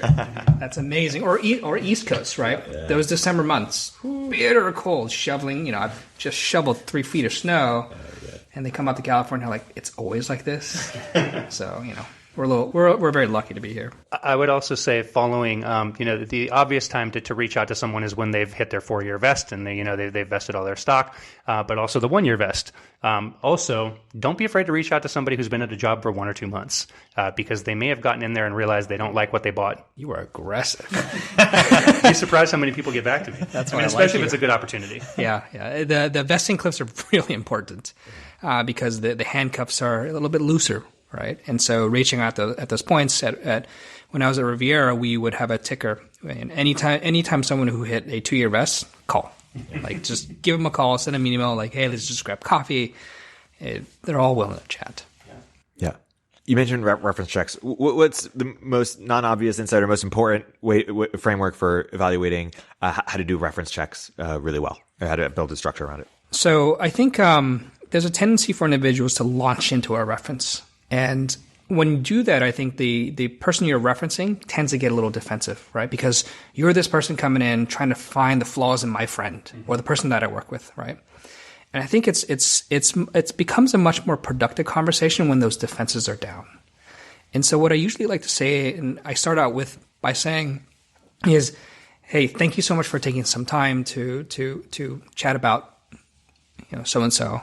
We really like this person a lot. And we're excited to work with them itself. And so we'd love to just kind of get some little bit more details around things. And so by starting out like that, the person's like, oh, this is an interesting perspective.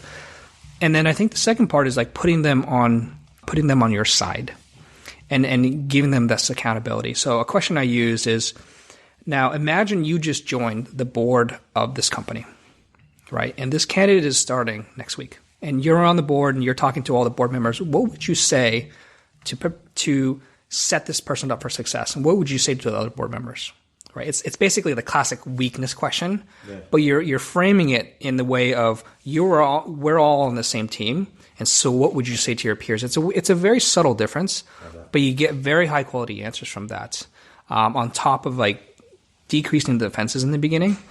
And the last part is just doing a call.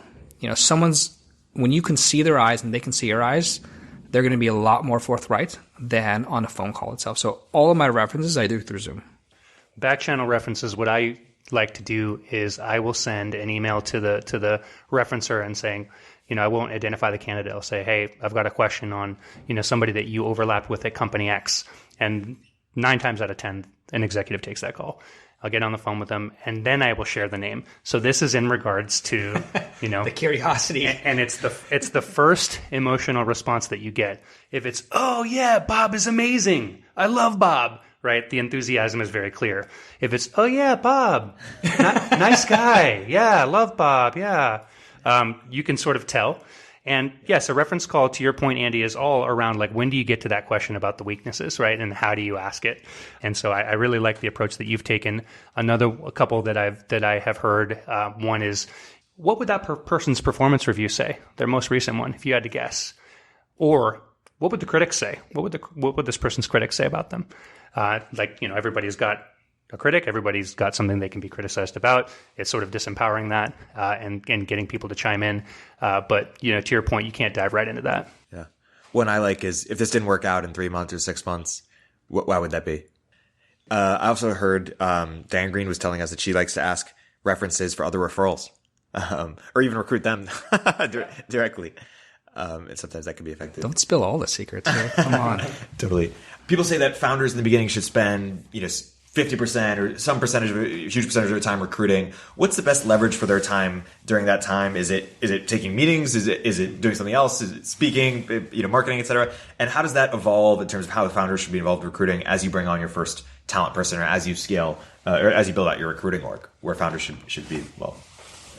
There are so many high value activities that the CEO can perform in recruiting. And I think the first touch is so essential. If you get somebody who's really good, who's willing to talk to your company, that converting that first touch is so important. And if you send anyone else besides the CEO to convert that first touch, you're like not doing everything that you can be doing. With that said, you can't investigate every opportunity as if it's a golden opportunity, and so you have to be judicious on whether it's a good use of the CEO's time. Now, bringing someone in as a first recruiter, I think, can really allow leverage here, because if that person can develop some of the judgment of that CEO and can act as a first filtering mechanism and can also sell, they tee up that first conversation with some context, and then the CEO can sort of take the ball and run with it. But they are essentially trying to make sure that there is some kind of safeguard on the CEO's calendar, and that every activity is high leverage. But I don't know that there's a percentage that I would shoot for, or if there's a across the board policy that I would adhere to. Yeah.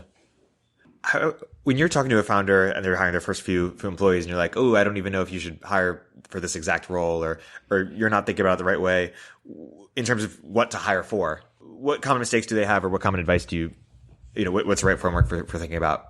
I always go to, what do you need this person to do? And then I ask the question, if you hired them and they were in the role for 12 months, how do you know that they've been successful? Like, what impacts have they made? And that really kind of rewinds it.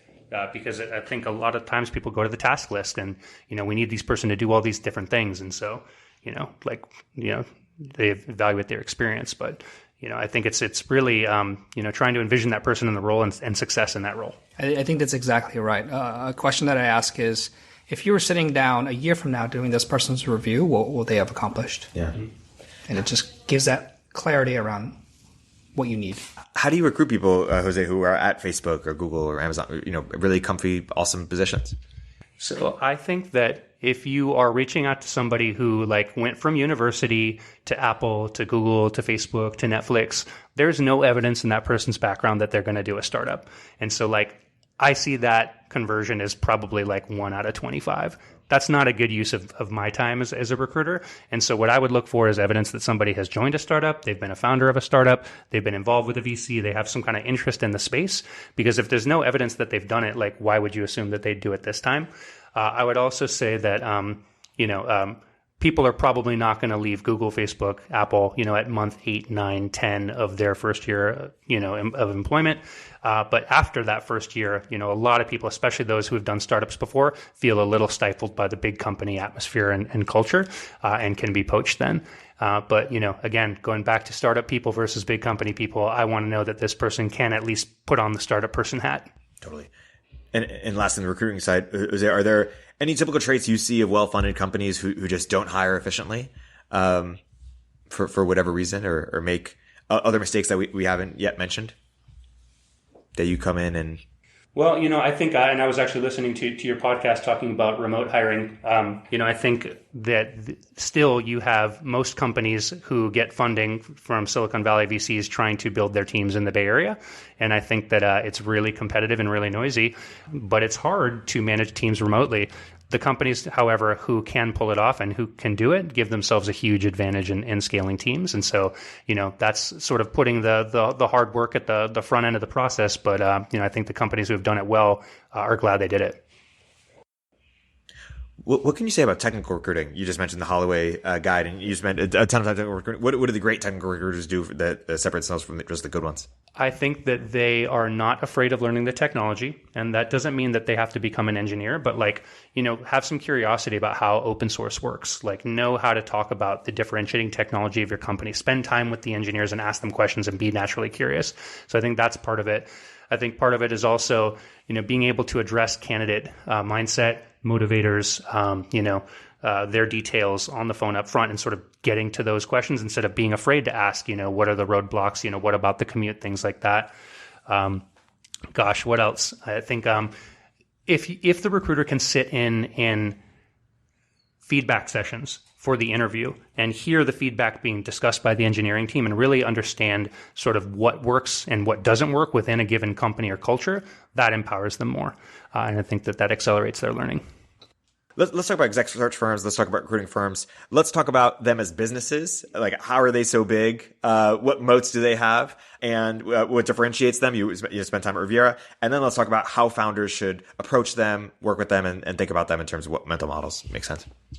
Yeah. So, I don't know if this is okay to be discussed on the podcast, but some of these recruiting firms, like one in particular, I know one of the top firms in the Bay Area, they did $160 million last year in revenue, and this is executive searches, and I think founders, especially newer founders, first-time founders, are really reluctant to hire a search firm, and nobody likes to pay $100K. That's across the board, but the reality is that executive search firms drive the majority of executive hiring in the Silicon Valley. And whether you are using, the sort of public, well-known big four firms for late stage hiring, or whether you're using one of the Silicon Valley boutiques for early stage hiring, that is the majority of volume coming through the market. Yeah, I think in advising the founders, they're obviously very hesitant. The sticker shock is quite high, but in reframing it and going, you're going to spend $100,000 to get someone in who's going to be so critical to the company that can generate an order of magnitude more. Yeah, that's great. Right? I think it just kind of clicks a little bit more. The second thing is an executive search person is going to widen your network a lot, right? Because that's all they think about. Because they're out there finding the best individuals, the up-and-coming individuals, getting to know them, developing those relationships over the period of years itself. And you as a founder, you're probably going to be in product review sessions. You're going to be talking to customers all the time. You're going to be fundraising. And it's that network is really hard to tap into. And so in many ways, you're paying for the expertise in the network of these individuals. It's I just saw a doctor today. I went to see the doctor because that person has an expertise and years of practicing that craft that I'm paying money for itself. And executive search is exactly the same way. Is you got to choose the right executive search firm that understands the market you're going after, has developed really good relationships with candidates itself, and of course can do good work itself. But you're paying for that itself. There's also a labor component to this. When you're done with the search and you look back at the statistics, a well-run search, there are 500 names on the candidate target list, right? To get to your short list of maybe 25 people that you touch and maybe 15 people that you bring in to meet the team, to get to your finalist. And like, who's going to send those 500 emails? Is it the CEO? Is it your internal recruiter? These search firms have built a business and a customer experience out of doing this. And so, they sort of know how to on-ramp and get the most out of it. The average time in search is 137 days. That's from the most recent Andreessen Horowitz study, and that's across all functions. And so, my advice to founders was always like, when do you want your 137 days to start? Like, by the time you select the search firm, kick off, run the search, hire the candidate, and then they resign, take some time off, and then join your company, and then take a few months to ramp up to competency. Now you're talking about a potential 9 to 12 month window of time. And so I think reluctance leads to companies starting too late, and then you're under the gun and you're reactive. Yeah, most companies will raise in roughly a 2.5 year time frame, right? Their burn rate is roughly around there until cash out. And so if you, like Jose said, if you don't get it right the first time, you kind of have one more shot. And so do you really want to risk that critical role on 100K? And I think to partner with a search firm effectively, the search firm brings people to the table and hopefully helps qualify them and hopefully helps run references and close. But like, the founder cannot offload selling to the search firm. Ultimately, the CEO and the company are principally responsible for getting that candidate over the line and getting them to accept. And like, you could have the best search firm in the world selling the opportunity to the best ability, but if there's no genuine connection or chemistry between the CEO and the candidate, it's not going to work. And so I think understanding those roles and understanding what the CEO is supposed to do can enable them to work with a search firm more effectively. And say more about what's the best advice for CEOs to incentivize the firm to work most effectively, and why the first few weeks are so important. In the first few weeks of a search, I think, are the most important because it sets the tone of the search. It sets the direction at which the search firm is going to hunt for candidates. And so let's just say you start off a search and you're like, I'm looking for someone who wears blue shirts, right? And then you realize 6 weeks in, you're like, I actually want someone who wants red shirts, right? Then they got to turn off all these blue shirt candidates and then research for red shirt candidates. And so that's why at the beginning, it's really important to clearly communicate and let the search firm kind of dig really deep into the company to understand what you actually really need. And I always say that searches run long. One of the reasons searches run long is because the founding team or the CEO, whoever is running the search, doesn't know what they want. And so that first part is so important because this is the engagement, this is the direction of the search. You got to be very clear and spend the time for the firm to get to know you and the recruiter to get to know you, to interview all the other executives, talk to the investors to really build up this profile of the company. Yeah, no, that's exactly right. If you have lack of alignment at the beginning, you're going to waste time on a thread that is not beneficial to the company. And I think, the really well-run searches, this is not every case, obviously, but they have a quicker ID velocity, meaning from the time that the search was kicked off to when the finalist was identified. Well-run searches, the finalist is identified in the first month and a half of the search. And it's more rare that you get the finalist candidate identified in month 6, because if you know what you're looking for and you've mapped the market correctly, you're getting to the likely characters earlier on in the process. But yeah, I mean, if you change the thesis on the search halfway through, you're essentially starting over the project. And most search firms will actually cancel the contract if there's a material change in scope. Is there a framework for determining when it's for exec hiring across the board, when it's right to work with a firm versus when it's not, or / do you have any other advice or non-obvious insights that's important for founders to think about when building out their exec team? Talk with experts. Definitely leverage your network of advisors and investors to connect you with experts and ask for that favor. Hey, will you spend an hour with me just to talk about hiring? What should I think about? How should I evaluate this person? What will success look like? And be willing to do that a couple of times and be willing to ask that favor. An investor can't always provide a warm candidate for you, but they could provide an expert to give you advice. Lastly, I'm curious to talk about the future of recruiting. And maybe one way I'll frame it is, let's say we were running a VC firm focused on investing in the future of recruiting or incubating companies in the future of recruiting. I think Rivera is like a $10 billion company, or some of these are enormous. And let's say we're trying to compete with them or build, LinkedIn is a $26 billion company that's sold. What would we be looking to invest in or incubate? Like what's interesting? What are going to be big companies in the space? / why has it been so hard? It's a great question. I think that there are a lot of companies that have popped up in the evaluation space, like, coding assessments and things like that, which, really help to sort of, TripleByte, Interviewing IO. Yeah. Exactly. To filter the top of the funnel and make sure that you are only talking to qualified candidates. The other side of that is like, can you close those candidates? Like, does this candidate have 10 offers on the platform and now you're 1 out of 10?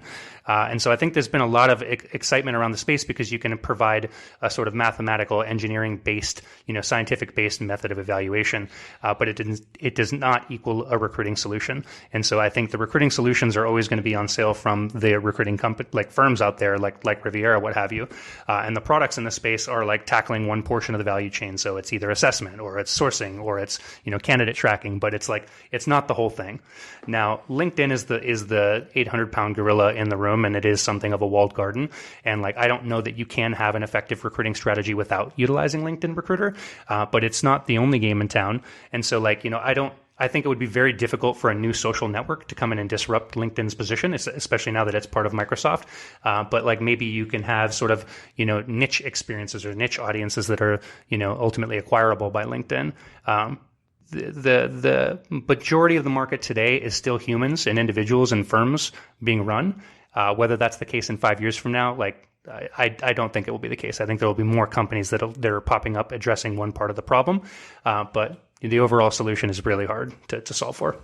LinkedIn did something very disruptive in the industry. They took resumes and put it online. It sounds very simple, but you took what was an asset that only the candidate had, and you made it public. And that's why, pre-LinkedIn, you had a bunch of agencies because the best agencies are the ones that had the biggest databases, right? They had the most candidates in their databases. And so you had these walled gardens everywhere of different recruiting firms that had these databases. And then LinkedIn basically went, you can get rid of that. And then the candidate's going to maintain their resume online. And there's going to be a source of truth. That was very disruptive in the industry. I think the next big innovation is going to be similar to the airline industry where, pre-kayak, travel agents had their own book of business, and there was obscurity in regards to, who's flying where and what price, are those routes. And it was very frustrating. Imagine trying to call 20 different travel agents just to find the best price and the best route. Kayak made that very transparent. They aggregated it all, and it made it very easy for the consumer to kind of figure that out. I think recruiting, I don't know how it's going to pan out, but recruiting is in many ways, a non-transparent kind of behavior right now. I'm looking for a new job, and I have all these criteria that I'm not going to post. And the company is looking for all these, the candidates, and they're not going to. They're kind of already posting some of these things. We're looking for people that do this. We're looking for people who can commute to here. We're looking for people roughly in this pay band itself. But it's still not a very efficient process. So I think someone's going to solve this, where you have a very fluid marketplace in regards to companies and candidates, and it's going to be very transparent. I don't know how it's going to really end up, but if anyone out there is solving this, I want to hear about it. One interesting area I think is referencing tools. And so Teamable existed for a little while, and that's more of a recruiting, can you recruit through your network? But there's an interesting YC company called Searchlight, which is really going references first. And they start to build out a back channel referencing capability. And the idea is that hey, if I join your platform, I'm willing to say, hey, you can back channel me within my network. I'm giving you that okay. And then they go and back channel people and ultimately can construct a pretty composite index of what somebody's like as an employee or coworker. And that to me is sufficiently different than what you can get from other tools and insights because it has to be collected manually and not every search practitioner collects it manually as well. So I think that's an interesting space where we're seeing innovation and where you could see additional sort of sources of trust pop up. Totally. Yeah, I think as a B2B company, that makes a ton of sense. And I wonder if even more broadly, and there'll be more companies in the space because, as Andy said, the big disruption was putting resumes online. That's what LinkedIn did. An even bigger one might be putting references online in some capacity. And of course, it can't look directly online because it's confidential information. But hey, at the time, resumes were confidential information. And so there are lots of clever ways that can happen. But not just references, the idea of there's a lot of information in people's head about, you all have your top 10 lists of people, who you think are most valuable, who you would never work with, et cetera. And, that information is very valuable. And if that could be digitized or made legible in some way, people would pay a lot of money for it. If you were trying to compete with one of the major multi-billion-dollar firms, or if you were investing in something that was trying to do that, what would that need to look like? I think you need to have senior people who are founders who really know what they're doing and can bring a differentiated approach through either their own experience or their own insight. And then I think the next most important thing is learning and development and creating content that can disseminate that insight or that ability down to the next layer, and then hiring people and bringing them up to speed quickly. That's the model of every search firm out there. The senior person opens the account, the junior person does the execution. The delta there is sort of how good can that junior person be. And so I think really investing in content and training for the people is the differentiator and how I would think about building the business. So I think extending on that, there's a lot of institutional knowledge that is lost and that is recreated on every single search. So let's just say I just finished a search and I'm now doing another search itself. What if I had a visibility over all the previous searches and all the candidates that made it to the finalist level and all the candidates that are interested in this specific area that said no to the search, the previous search, and could be interested in this? I think, what Andreessen built in regards to their talent platform is very clever, because tapping into the institutional knowledge and surfacing it using technology, using some kind of platform is really helpful. The challenge right now is most search firms don't focus on tech very much. Every single search is kind of new, and then whatever they remember. But I think there's a way for tech to really disrupt that industry in a meaningful way, so that it can service all the institutional knowledge.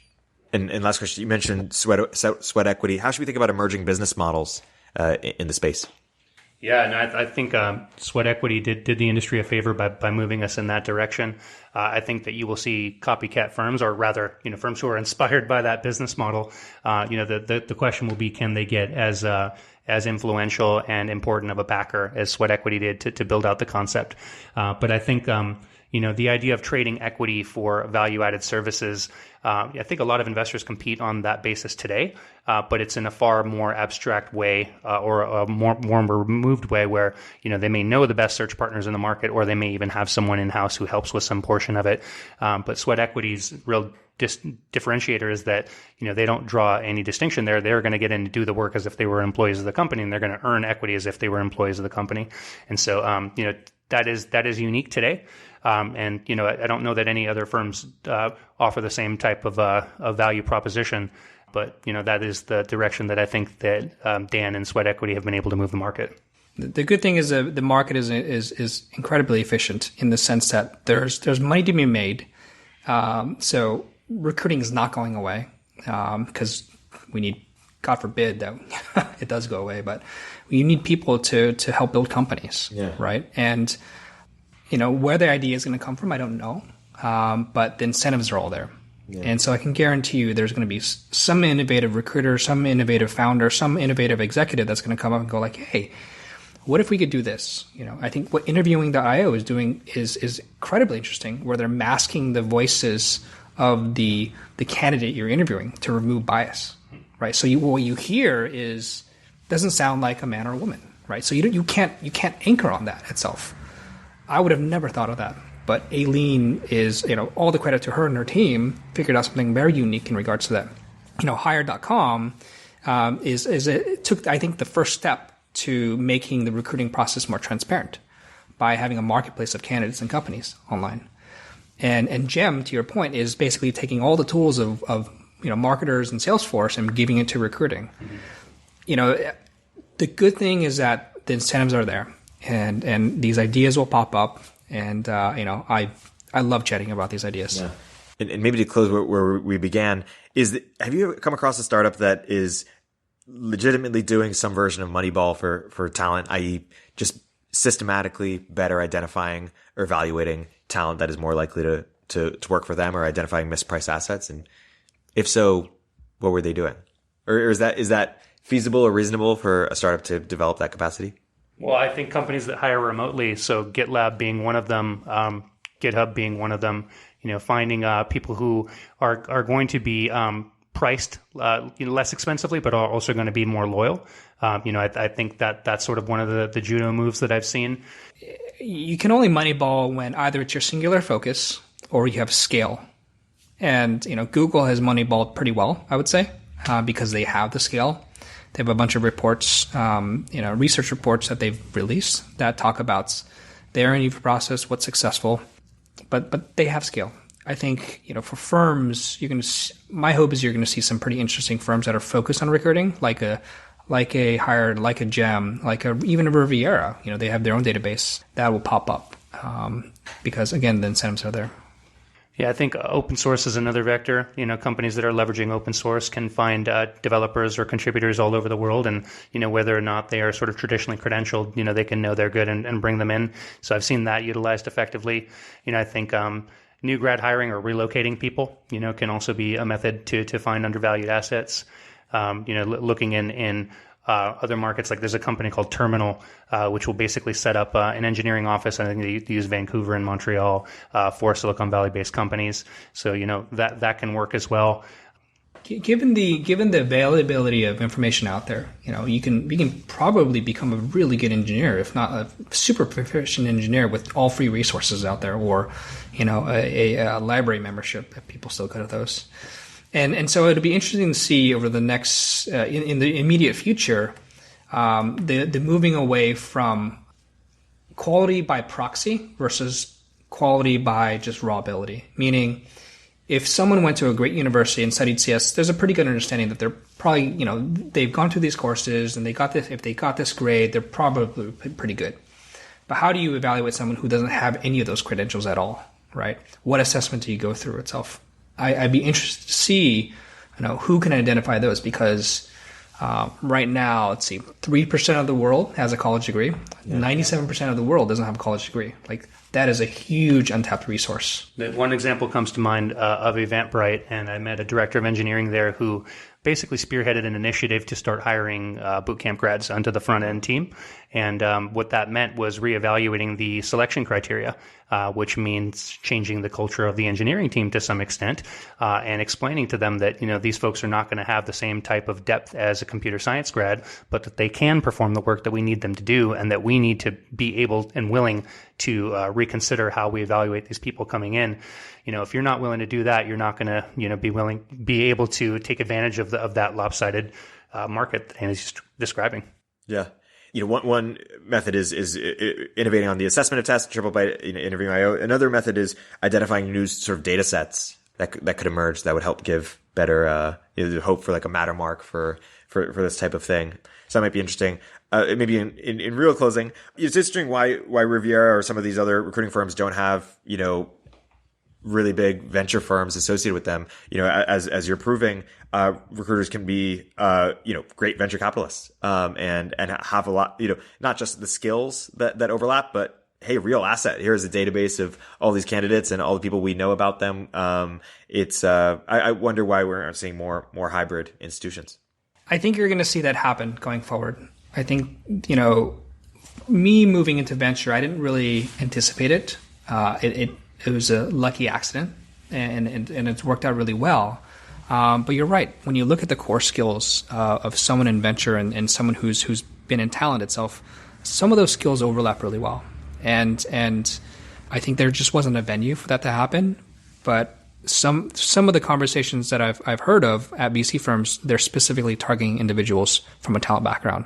And so I think you'll begin to see that, especially now that there's 300 talent partners in the industry. Mm-hmm. So these talent partners now have recruiting experience and also venture experience. I think you're going to see a lot of people move into venture as well too, which is great. Yeah, and certainly no disrespect to any of those 300 people, but it really took the first dozen or so, people like Andy, people like Dan Portillo, who were hired as the first talent partners into these firms, who really helped to define the industry. And yes, as the role becomes more well understood, then firms start to hire and sort of emulate these practices. But it takes a special person to sort of move the market in that direction. And I think that's what Andy did effectively. And to your point, I think other firms will follow suit. And there are a handful of talent partners in this space whose networks do rival the best executive search firms, and who have been close enough to the action to understand how to evaluate an investment. And, people can be coached up and learn how to do it.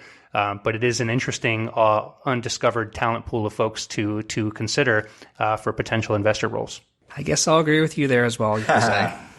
And that's a perfect place to end. My guests today have been Jose Guardado and Andy Chen. If you have an opportunity to work with Jose, I highly recommend it. We're already spending some Village Global companies his way. And if you have a chance to have Andy work with Andy and have him and Kotu on your cap table, I highly recommend it as well.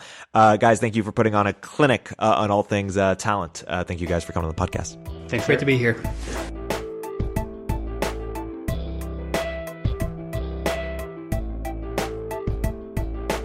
If you're an early stage entrepreneur, we'd love to hear from you.